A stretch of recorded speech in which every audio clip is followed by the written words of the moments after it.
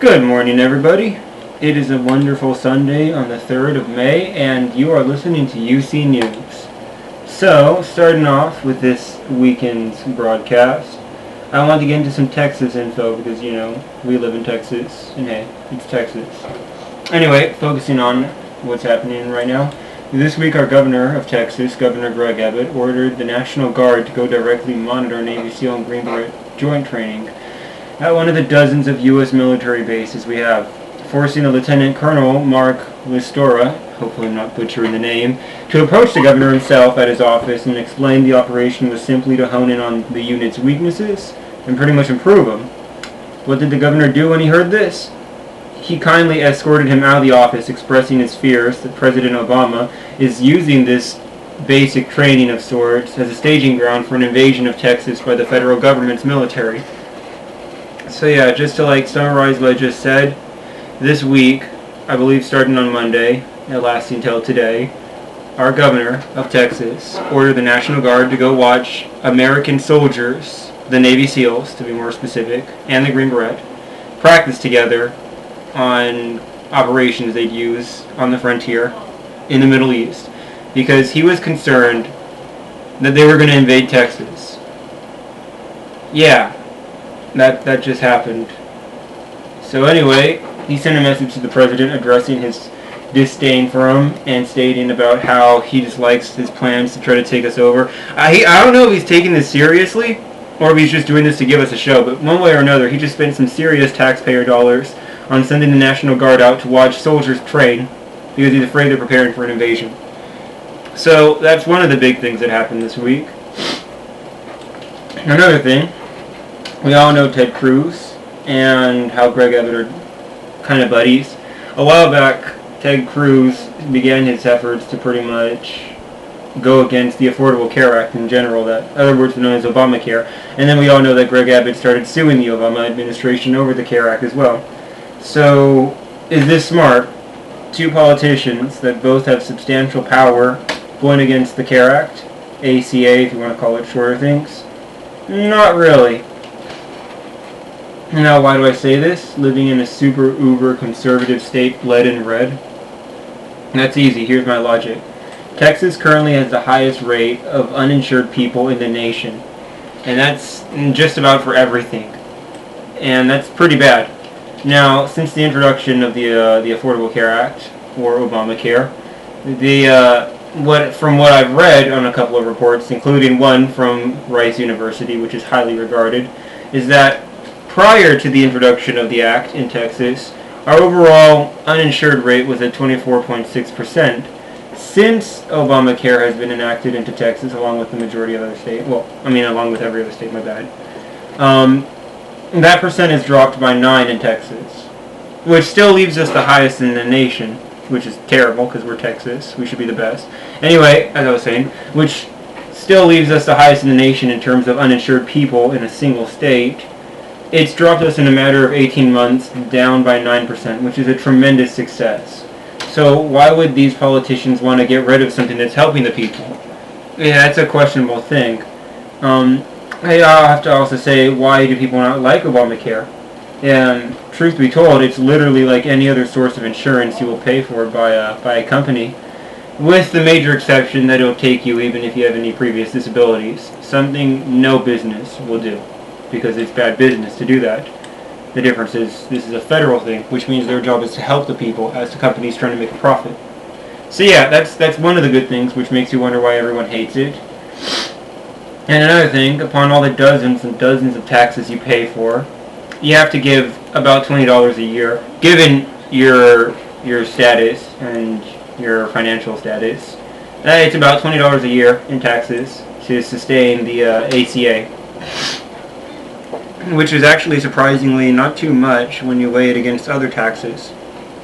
But yeah, a tax that's for an entire year equivalent to about $20 depending on your financial status, which gives you the support and financial aid you need, and that you could even be declined by other businesses. That's pretty solid. I'm wondering why would they not like it.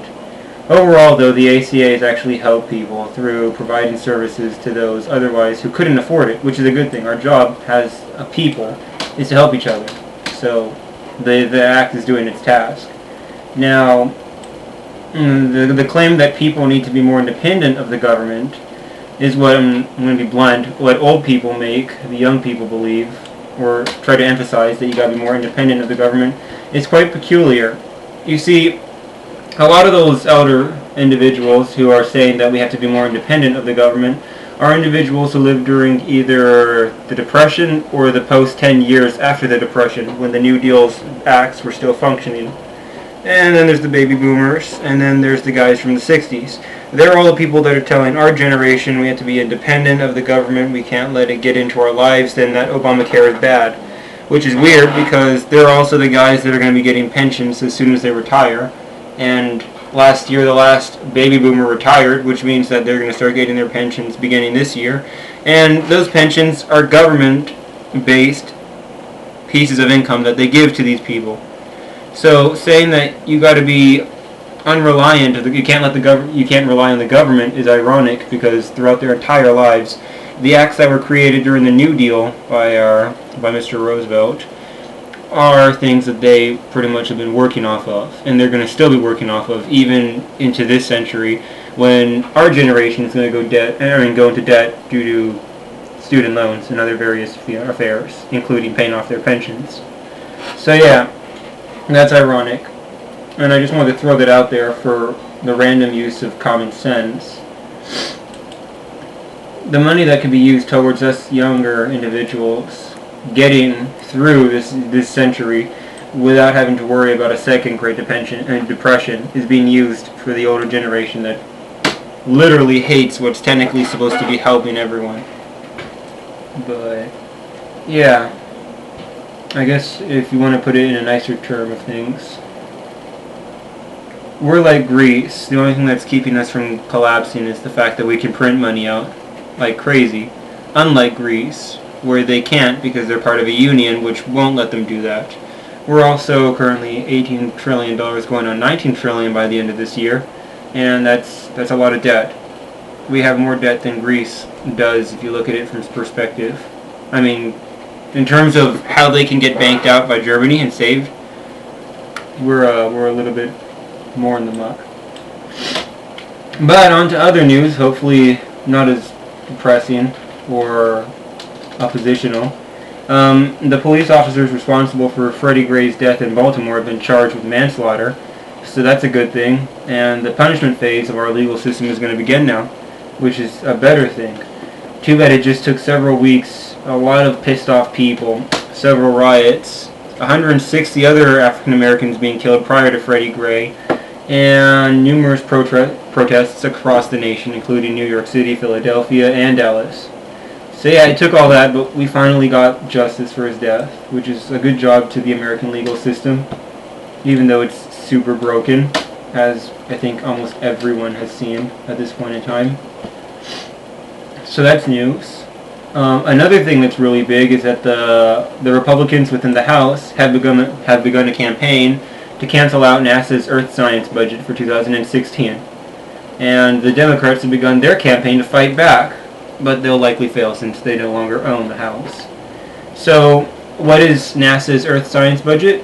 That is pretty much what has been giving us updates on a yearly basis about the status of our planet, global warming conditions, weather conditions, all the things that have given us the ability and the edge against nature in trying to counter calamities from occurring.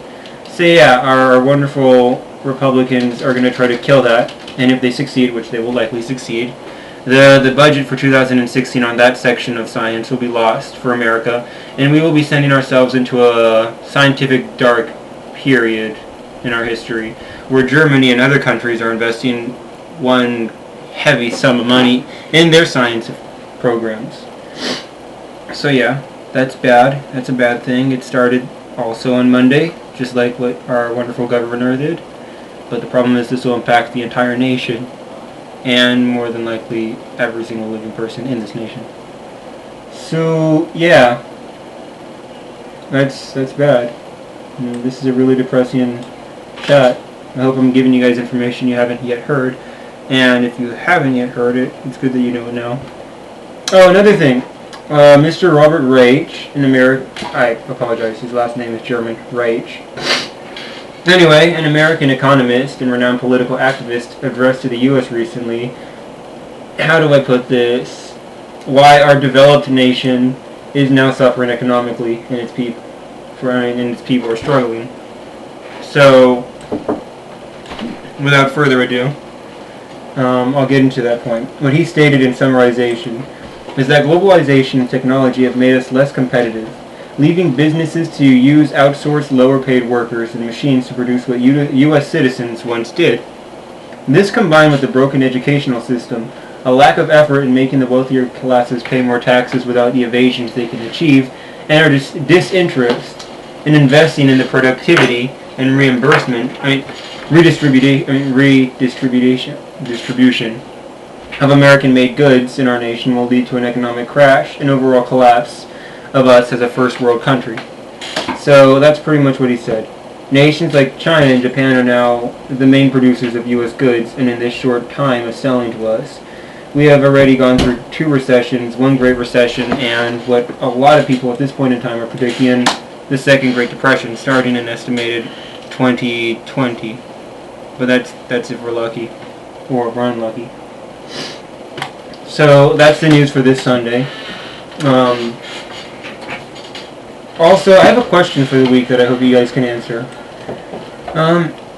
This week, all the Republican presidential candidates pledged their ultimate loyalty to Israel against Iran, a nation we're working with to diplomatically strengthen our peaceful ties in the region.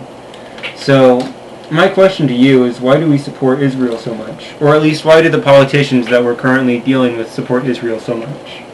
Only a year ago, that nation threatened to use nuclear firearms to literally wipe out the entirety of the Middle East. And, begin a mass genocide of all Muslims.